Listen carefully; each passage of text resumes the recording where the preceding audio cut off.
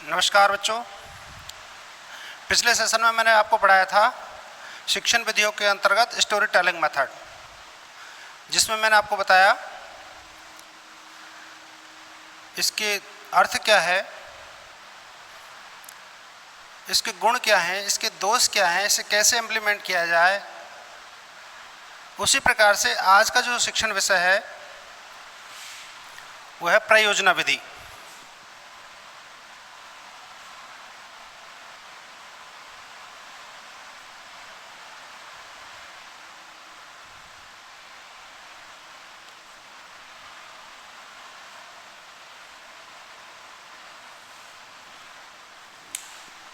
प्रयोजना विधि से तात्पर्य क्या है? क्या आप ये जानते हैं कि प्रयोजना विधि कैसे है? प्रयोजना से तात्पर्य है किसी भी कार्य को करने के लिए जो योजना बनाई जाती है, जो प्लानिंग की जाती है, वो प्रयोजना होती है। शिक्षण भी एक ऐसा ही कार्य है। जब हम कक्ष में जाते हैं तो सबसे पहले हमारे मस्तिष्क में 2-3 प्रश्न आते हैं कि हम कहाँ जा रहे हैं, क्यों जा रहे हैं। उनके हाथों हाथ ही हमारे मस्तिष्क का एक पार्ट उत्तर देता है कि हम कक्षा में जा रहे हैं और पढ़ाने जा रहे हैं। फिर एक प्रश्न होगा कि पढ़ाकर हमें क्या करना है, हमें देश के लिए योग्य नागरिक देना है। इसका तात्पर्य हुआ कि हमारी कक्षा का उद्देश्य है देश के लिए अच्छे नागरिक तैयार करना।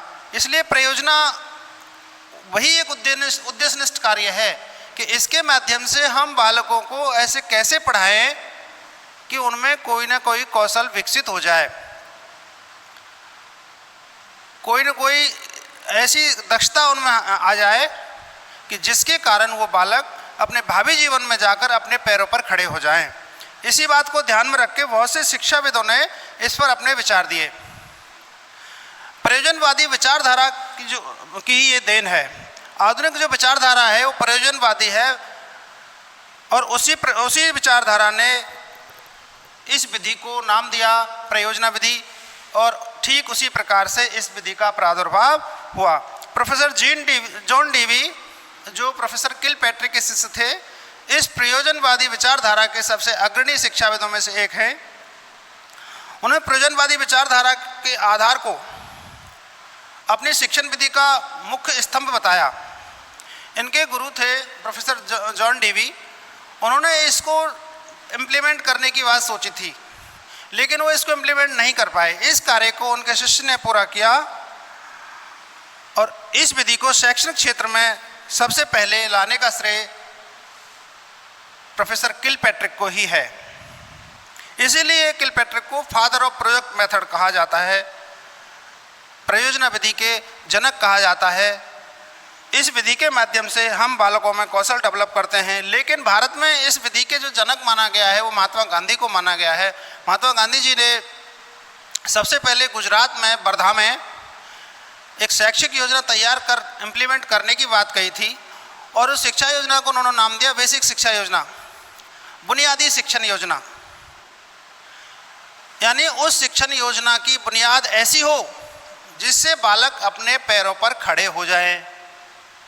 उन्होंने इस बात पर जोर दिया कि बालक के भावी जीवन से संबंधित स्कूल की कक्षा में ही उसे पारंगत कर दिया जाए कि अपने भावी जीवन में जाकर, अपने वास्तविक जीवन में जाकर, सामाजिक जीवन में जाकर किस तरह से उसे अपने आप को सेटअप करना है। यदि आजीविका का कोई साधन उसको नहीं मिलता है तो किस तरह से वो अपनी आजीविका हासिल करेगा। इन सारी बातों की जानकारी इस योजना के माध्यम से हमें बालक को देनी होती है। और फिर बालक को ऐसा कोई कार्य सौंपा जाता है जिस कार्य के माध्यम से बालक व्यावहारिक नॉलेज प्राप्त करता है और उस व्यावहारिक नॉलेज को इम्प्लीमेंट करता है। इसी बात को विलियम कावेट ने उन्होंने एक पुस्तक लिखी, advice to young man, William कावेट।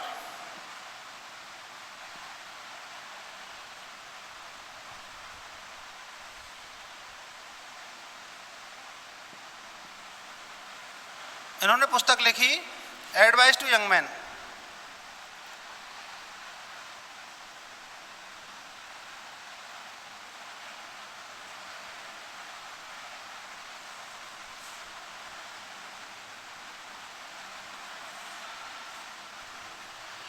इस पुस्तक में उन्होंने इस बात का उल्लेख किया कि ग्रामीण परिवेश के जो लोग हैं उनको किस तरह से ऐसी चीज़ों में दक्ष किया जाए जो ग्रामीणों के हित की हों। तो इस योजना को सबसे पहले उन्होंने प्रयोग करने के लिए अपने बच्चों को ही चुना और अपने बच्चों के लिए ही एक कृषि कार्य संबंधी एक योजना तैयार की। उस योजना के माध्यम से उन बालकों को ट्रेंड किया और आगे चलकर एक बहुत अच्छे वो कृषक बने। उन्होंने इस परियोजना में जो बातें रखी थी वो बागवानी रखी थी, खेती रखी थी, कुम्हारगिरी रखी थी, बढ़ईगिरी रखी थी, अर्थात ग्रामीण लेवल पर हमारे दैनिक उपभोग से रिलेटेड जो भी चीज़ें हैं उन चीज़ों को इन्होंने फोकस किया। अर्थात यह जो इनकी पुस्तक थी वो महात्मा गांधी की बुनियादी शिक्षा योजना पर ही आधारित थी और उसी से प्रभावित थी। उसी को ध्यान में रख के शायद उन्होंने ऐसा किया होगा, हालांकि इस बात का कोई उल्लेख नहीं है, लेकिन चूंकि महात्मा गांधी वही बात कर रहे हैं जो विलियम कावेट ने अपनी पुस्तक में की थी। इस तरह से ये कहा जा सकता है कि परियोजना जो विधि है उसमें कौशल विशेष पर विशेष जोर दिया गया है। रूसो ने अपने प्रसिद्ध पुस्तक एमिल में लिखा है, रूसो ये दुनिया के महान शिक्षाविदों में गिने जाते हैं, एमिल। इन्होंने एक ग्रंथ लिखा, उस ग्रंथ का नाम था एमिल।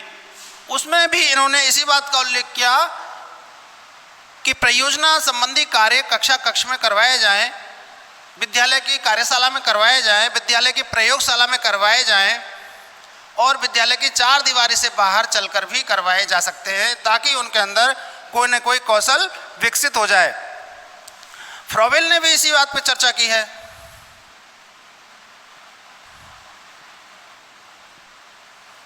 फ्रॉवेल महोदय ने इसी बात को आगे बढ़ाया है और उन्होंने एजुकेशन ऑफ मैन एक पुस्तक लिखी।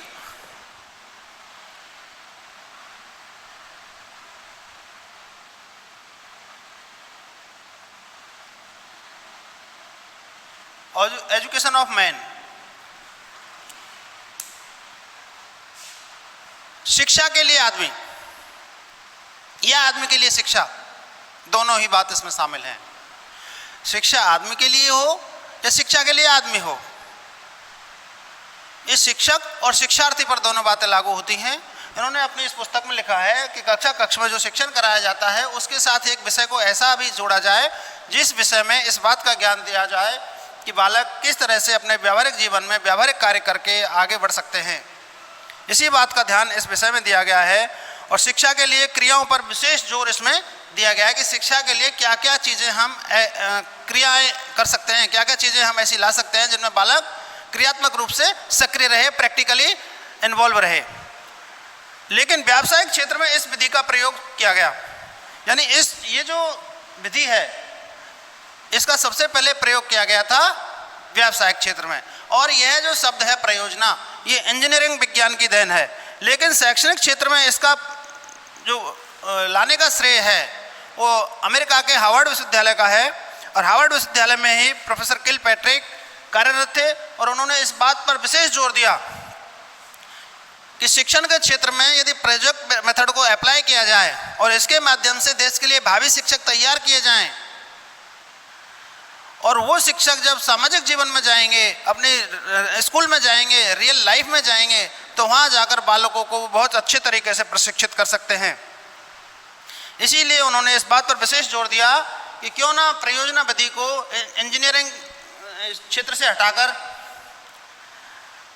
या दूसरे और व्यावसायिक क्षेत्र से हटाकर शैक्षिक क्षेत्र में क्यों अप्लाई नहीं की जाए, अथवा दोनों में ही किया जाए, व्यावसायिक क्षेत्र में भी किया जाए, इंजीनियरिंग क्षेत्र में भी किया जाए, साइंस टेक्नोलॉजी में भी किया जाए और एजुकेशन में भी किया जाए। यानी हर जगह इसका प्रयोग होना चाहिए।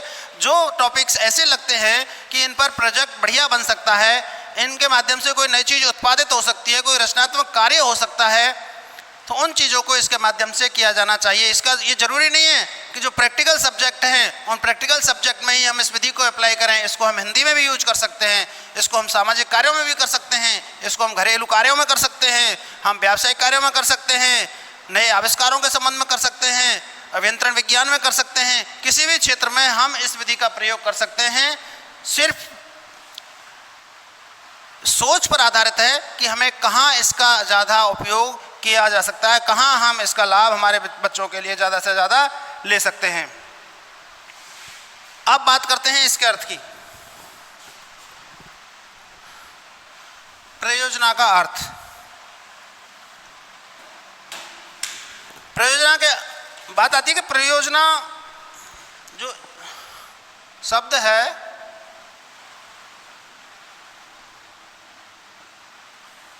वो अंग्रेजी के प्रोजेक्ट का एक पर्याय है।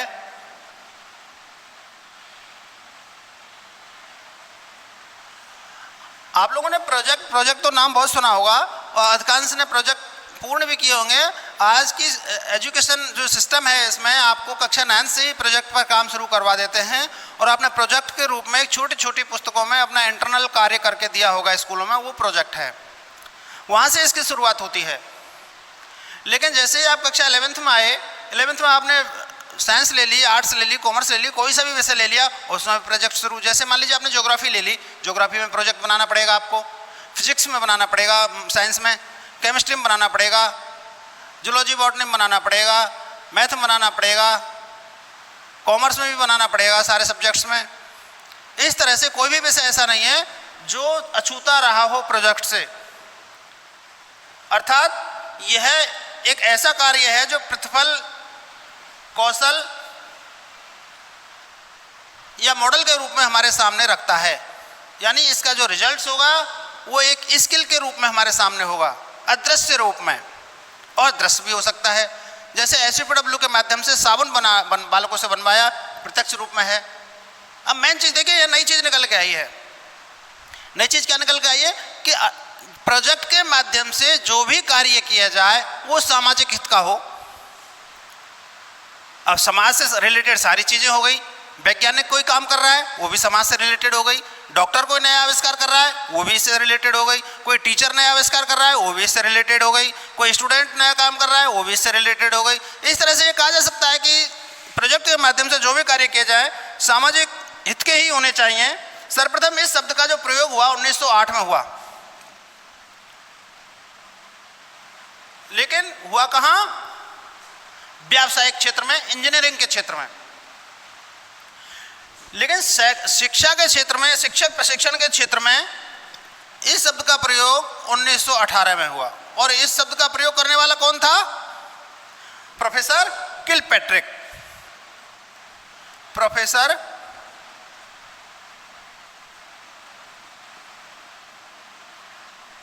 किलपैट्रिक। इस तरह से ये कहा जा सकता है कि इस विधि का जो जनक है वो प्रोफेसर किलपैट्रिक है। अमेरिका के ही मैसेच्यूसेट्स स्टेट में बोर्ड ऑफ एजुकेशन में भी इसका प्रयोग किया गया था। सबसे पहले जो इसका यूज हुआ एजुकेशन के क्षेत्र में 1918 में, वो मैसेच्यूसेट्स स्टेट अमेरिका में एक राज्य का नाम है।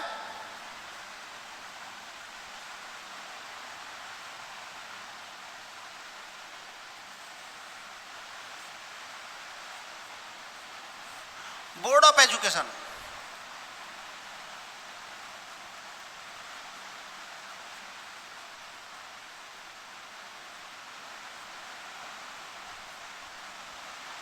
बोर्ड ऑफ एजुकेशन में इस शब्द का प्रयोग हुआ था।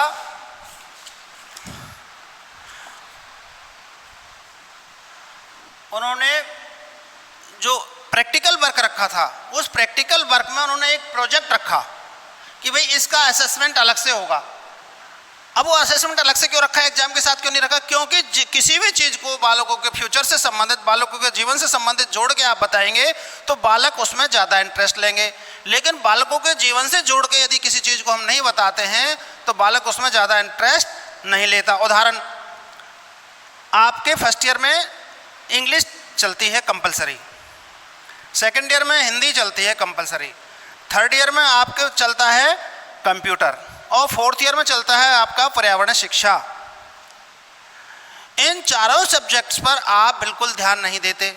आप ध्यान किन विषयों पर देते हैं? जो विषय आपके डिवीजन में जुड़ते हैं, जो विषय आपके जीवन से रिलेटेड हैं, वो मार्किंग उसकी आपके डिवीजन से जोड़ने के कारण आप दूसरे विषयों पर ध्यान देते हैं, इस विषय पर नहीं देते। इसीलिए किलपैट्रिक ने यही बात कही जब मैसेच्यूसेट्स स्टेट के बोर्ड ऑफ एजुकेशन में इस प्रोजेक्ट को रखा कि भाई इसको बालकों के जीवन से हम जोड़ देंगे तो बालक इसमें इंटरेस्ट लेंगे,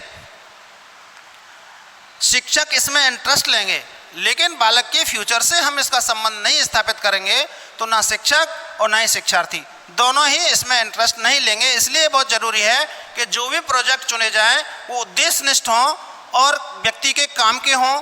ऐसा नहीं उनका हमारे समाज में, हमारे व्यक्तिगत दृष्टि से, सामाजिक दृष्टि से, शैक्षणिक दृष्टि से उपयोग नहीं हो। यदि उपयोग नहीं होगा तो दूसरे प्रोजेक्ट में बालक इंटरेस्ट नहीं लेगा। और यदि उसका संबंध जीवन से रिलेटेड है, व्यक्तिगत योजनाएं आपने दी, व्यक्तिगत प्रोजेक्ट आपने दे दिया इंडिविजुअल, तो बालक उसे अच्छे से अच्छे तरीके से करके लाएगा। वही स्थिति सामूहिक प्रोजेक्ट में है। सामूहिक प्रोजेक्ट में क्या करेगा बालक? उसमें एक योग्यता के बालक, एक रुचि के बालक, एक आयु के बालक, उनके अलग अलग ग्रुप बना दिए जाएंगे और उन ग्रुप के हिसाब से ही उनको अलग अलग कार्य सौंप दिया जाएगा। उस कार्य को बहुत ही अच्छे तरीके से करके लाएंगे। कहीं भी उनको प्रॉब्लम होती है तो अपने शिक्षक से उस समस्या का समाधान करते हैं।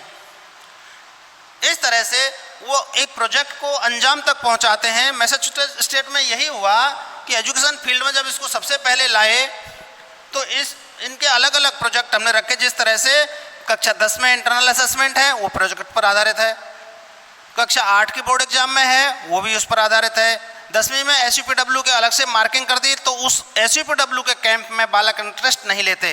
क्यों? क्योंकि उसके नंबर मार्कशीट में नहीं जुड़ते। सिर्फ वो एक फॉर्मेलिटीज बतौर हो गया। सांस्कृतिक साहित्यिक कार्यक्रम उसमें करवाए जाते हैं और कोई भी चीज़ जहाँ तक मुझे देखने को मिला बनवाई नहीं गई जिससे बालकों में एक कौशल विकसित हो। जो कहानी, जो कविताएं, जो निबंध, जो डांस, जो सिंगिंग, ये काम करवाए गए वो भी वो नहीं थे जो उनकी अपनी रचनाएं हों, बल्कि वो भी दूसरे की रचनाएं प्रस्तुत की। लेकिन जैसे डांस है उसमें स्किल बालक में विकसित हुई, नाटक है उसमें बालक को रोल प्ले करना पड़ा, छद्माभिनय है जिसे मॉक सेशन कहते हैं, बनावटी एक सत्र होता है उसमें मान लीजिए एक कोर्ट का भी सेशन हो सकता है। किसी नाटक के लिए जैसे 1857 की क्रांति में झांसी की रानी की भूमिका हो सकती है। ऐसे प्रोजेक्ट्स के माध्यम से भी बालक आसानी से अपने अंदर एक स्किल डेवलप करते हैं और अपने आप को उस पात्र से मैच करते हैं, अपने आप को उस पात्र से जोड़ते हैं जिस पात्र का रोल हमें आप प्ले कर रहे हैं। इसलिए जब भी प्रोजेक्ट चूज किया जाए इसमें यह देखना चाहिए कि हमारे इस बालक में इससे चारित्रिक और सामाजिक गुणों का विकास कितना होगा, इस विषय को ध्यान में रखते हुए। मान लीजिए आपका विषय गणित है तो ये देखना चाहिए कि बालक में गणितीय क्षमता कितनी इससे विकसित होगी और आगे चलकर इसके माध्यम से बालक कुछ कर सकता है या नहीं। यदि प्रोजेक्ट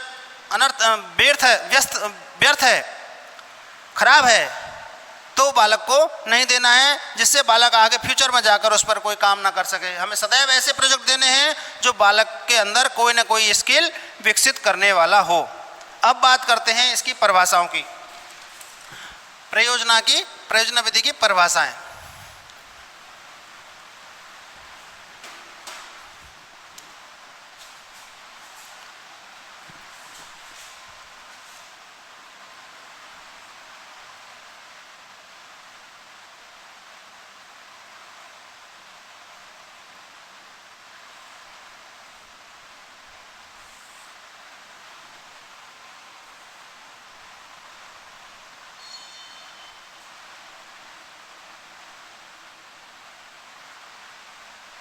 किलपैट्रिक महोदय के अनुसार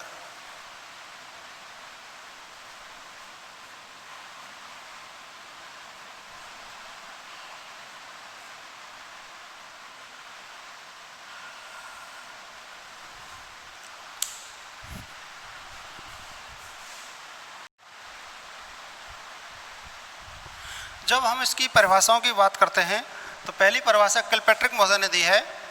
वो कहते हैं प्रयोजना वह सहृदयतापूर्ण अभिप्रायुक्त क्रिया है जो पूर्ण संलग्नता के साथ सामाजिक वातावरण में की जाए। इसका अर्थ समझे?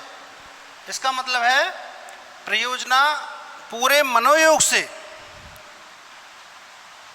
करने वाली एक क्रिया है जो पूर्ण संलग्नता के साथ सामाजिक वातावरण में की जाए। देखिए नई बात आई सामने, प्रयोजना के दौरान माहौल कक्षा का सामाजिक होना चाहिए। यदि कक्षा का माहौल सामाजिक नहीं है तो प्रयोजना का कोई मतलब नहीं। क्यों? क्योंकि प्रयोजना के माध्यम से बालक में सामाजिकता के गुण विकसित नहीं होंगे। इसलिए जो भी प्रयोजना तैयार की जाए वो सामाजिक वातावरण में की जाए, जिससे बालकों में सामाजिकता के गुण विकसित आसानी से हो जाए। ठीक है। दूसरी परिभाषा है, स्टीवेंसन महोदय ने कहा है कि प्रयोजना एक समस्या मूलक कार्य है, अर्थात जो भी प्रोजेक्ट काम में लिया जाए वो एक समस्या के रूप में लिया जाए, ऐसे नहीं कि शौक में या वैसे ही मनोरंजन के लिए लिया जाए, बल्कि लिया जाए किसमें, एक समस्या के रूप में लिया जाए जिसका समाधान प्राकृतिक पर्यावरण में रहते हुए किया जाए। मतलब समझे? इसका मतलब है कि उनके ऊपर किसी भी प्रकार का कोई प्रेशर नहीं हो। जो भी बालक जो प्रोजेक्ट पर कार्य कर रहे हैं उनके ऊपर किसी भी प्रकार का प्रेशर नहीं हो। इसका मतलब यह विधि एक मनोवैज्ञानिक शिक्षण विधि है जिसमें बालक को इसमें मुख्य केंद्र माना है और बालक के अनुसार ही वो सब कार्य किए जाएं जिससे बालक किसी भी प्रकार का प्रेशर महसूस नहीं करे और कार्य को आसानी से एक स्वतंत्र वातावरण में, एक प्रजातांत्रिक वातावरण में, एक प्राकृतिक वातावरण में अंजाम तक पहुंचाए। ये कहना है स्टीवेंसन महोदय का। यदि हम बालक के ऊपर प्रेशर रखेंगे तो बालक सही तरीके से काम नहीं कर पाएगा और एक मौलिक कार्य उसे हम नहीं कह सकते। क्यों? क्योंकि उसमें शिक्षक भी इन्वॉल्व हो गया। लेकिन ऐसे प्राकृतिक वातावरण में जो बालक परियोजना पूर्ण करते हैं उसमें शिक्षक इन्वॉल्व नहीं होता, एक पथ प्रदर्शक के रूप में बालकों के साथ रहता है। कोई समस्या आती है बालक उससे गाइडेंस लेते हैं तो ही वो गाइडेंस देता है अथवा नहीं देता। तीसरी परिभाषा है एस.सी. पार्कर महोदय के अनुसार। पार्कर महोदय कहते हैं परियोजना कार्य की वह इकाई है, यानी इन्होंने इसको एक यूनिट माना है, कार्य की इन्होंने इकाई इसको माना है जिसके अंतर्गत छात्रों को कार्य की प्रयोजना यानी पूरी प्लानिंग, छात्रों को कार्य की पूरी प्लानिंग करनी होती है ताकि वो उसे संपन्न कर सकें और इसका उत्तरदायित्व उनके ऊपर ही सौंप दिया जाता है। वही बात जो यहाँ हुई थी वो की वही बात यहाँ है, अर्थात बालकों को ही उसके लिए उत्तरदायी बनाया जाए, बालकों को ही सारी जिम्मेदारी दी जाए और बालकों को ही उस प्रयोजना से संबंधित व्यू रचना पूरी तैयार करने के लिए कहा जाए। क्या क्या चीज़ें चाहिएंगी, क्या क्या चीज़ें नहीं चाहिएंगी, उन सब की वो प्लानिंग कैसे करते हैं, उसकी समरी कैसे करते हैं, किस तरह से उसका एक संक्षिप्त रूपरेखा तैयार करते हैं।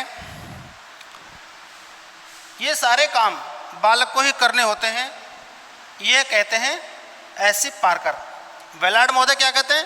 परियोजना वास्तविक जीवन का एक छोटा सा अंश होता है। इसका मतलब वो जो काम कर रहे हैं वो बालकों को ऐसा काम होना चाहिए जो अपने वास्तविक जीवन से रिलेटेड उसको समझें और उसको समझें कि हमारे जीवन का ही एक पार्ट है, तो वो बालक अच्छे तरीके से उसको कर पाएंगे, जिसे विद्यालय में संपादित किया जाता है। अर्थात वह विद्यालय में जो वातावरण बालक को दिया गया है वो वास्तविक जीवन से रिलेटेड वातावरण हो, उस वातावरण में रहकर बालक इस कार्य को संपादित करे, उसे हम परियोजना कहते हैं। यह कहना है इन चारों शिक्षाविदों का। इस तरह से ये कहा जा सकता है कि परियोजना के संबंध में सभी मनोवैज्ञानिक, सभी शिक्षाविद एक मत हैं, अर्थात इन चारों की बात एक जैसी मैच कर रही है। इससे सिद्ध होता है कि उपर्युक्त परिभाषाओं के अध्ययन के बाद हम यह कह सकते हैं कि परियोजना एक उद्देश्य मूलक कार्य है जिसे सामाजिक वातावरण में कक्षा कक्ष के अंदर, प्रयोगशाला में अथवा कार्यशाला में संपादित करवाया जाए। बच्चों को छोटे छोटे ग्रुप में बांट दिया जाए। यदि कार्य सामाजिक हित का है, व्यक्तिगत हित का है, तो बालकों को एक एक काम एक एक बालक को दिया जाए। एक एक बालक को एक एक जब काम देंगे तो उससे बालक में सामाजिकता के गुण विकसित होने की संभावना कम रहेगी, लेकिन सामूहिक रूप से जो बालकों को हम प्रोजेक्ट दे रहे हैं उससे सामाजिकता के गुण भी विकसित होंगे। जो हमारे सामाजिक विज्ञान शिक्षण का प्रमुख उद्देश्य है, बालक को सदनागरिक बनाना, बालक को एक सामाजिक चरित्रवान व्यक्ति बनाना, वो भी इसकी पूर्ति हो जाएगी। अन्यथा हम इन चीज़ों को ध्यान में नहीं रखते हैं, प्लानिंग नहीं करते हैं और बालक के वैसे ही कह दिया जाए फला काम करना है आपको, तो वो कार्य सफल नहीं होगा। यदि सफल होगा भी तो उसे हम उद्देश्यनिष्ठ कार्य नहीं कह सकते। इसलिए ये कहा जा सकता है कि जो भी कार्य हम करें, जो भी परियोजनाएं हम बनाएं, वो सारी परियोजनाएं ऐसी होनी चाहिए जिससे बालक आसानी से सारे काम को संपादित कर सके, बालक में सामाजिकता के गुण विकसित हो सके, बालक के चारित्रिक विकास हो सके, बालक सहयोग की भावना विकसित कर सके, बालक में सहृदयता विकसित हो, बालक में ईमानदारी की भावना विकसित हो, बालक में जिम्मेदारी वहन करने की क्षमता विकसित हो और बालक किसी कार्य को करने का कौशल भी अपने आप प्राप्त कर ले। ये सारी बातें इस विधि के माध्यम से, प्रयोजना के माध्यम से बालक में विकसित होती हैं। इसीलिए सारे शिक्षाविद ये बात कहते हैं कि प्रयोजना विधि से पढ़ाई हुई जो बातें हैं वो बालक को स्थायी ज्ञान प्रदान करने वाली होती हैं। इसलिए प्रयोजना विधि से जहाँ तक संभव हो पढ़ाया जाना चाहिए। हालांकि इससे पूरा पाठ्यक्रम नहीं पढ़ाया जा सकता क्योंकि इसमें समय बहुत अधिक लगता है, लेकिन शिक्षाविदों का मानना है कि जो बहुत ही महत्वपूर्ण विषय हैं उन महत्वपूर्ण विषयों को प्रोजेक्ट के रूप में हमें बालकों को संपादित कराना चाहिए ताकि बालक में व्यावहारिक ज्ञान प्राप्त हो, एक स्थायी ज्ञान प्राप्त हो, जीवन में कभी भी वो उसे भूल नहीं पाए, ऐसी क्रियाएं उसके अंदर विकसित हो जाएं, तो वो बालक सही तरीके से अपना काम कर पाएगा और अच्छे से अच्छा ज्ञान बालक को प्राप्त हो सकेगा। अब बात करते हैं परियोजना विधि के सिद्धांतों की बात करते हैं।